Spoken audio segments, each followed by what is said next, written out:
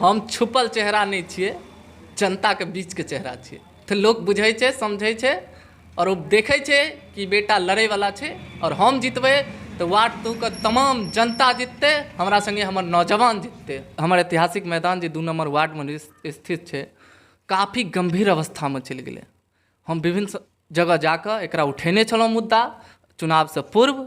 अगर जनता हमरा आशीर्वाद देते तो हम एकरा लेल जत्तऽ तक हेतै लड़बै और एगो सुंदर वार्ड बनावे के लेल हम प्रयास करबै। हम राजकुमार झा उर्फ राजा वार्ड 2 से वार्ड पार्षद प्रत्याशी छी।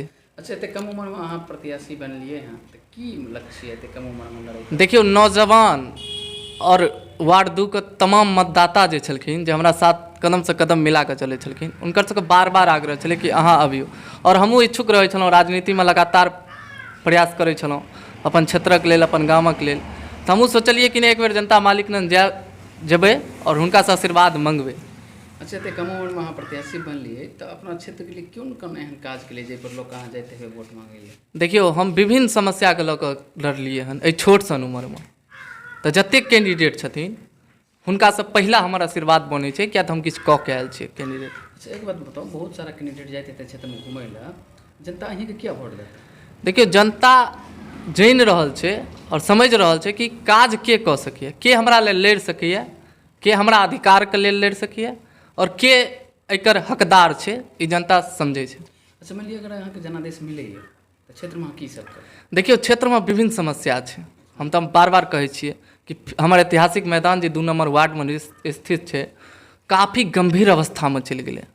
हम विभिन्न जगह जाकर एकरा उठेने छलौं मुद्दा चुनाव से पूर्व।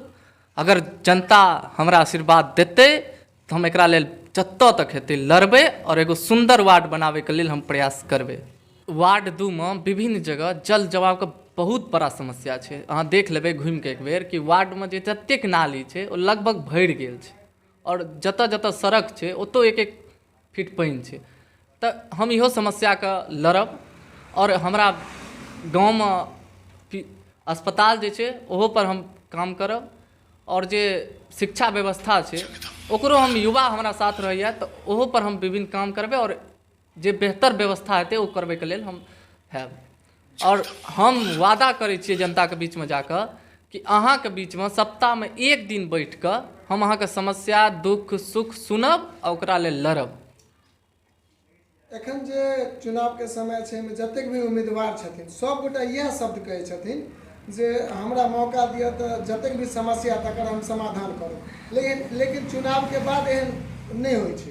तो कि जनता अहाँ पर में केना विश्वास करतै? हम छुपल चेहरा नहीं छिए, जनता के बीच के चेहरा छिए। तो लोग बुझे छे, समझे छे और वो देखे छे कि बेटा लड़े वाला छे और हम जीतबे तो वार्ड 2 का तमाम जनता जीतते, हमारा संगे हमर नौजवान जीतते। हम निवेदन करबे कि अपन जे बहुमूल्य वोट और आशीर्वाद छे ओहि बेटा के दे। अहाँ के बीच सदैव 5 साल रहब। अगर हमरा से गलती हेतै तो अगला बेर हम घूम के वोट नहीं मांगब।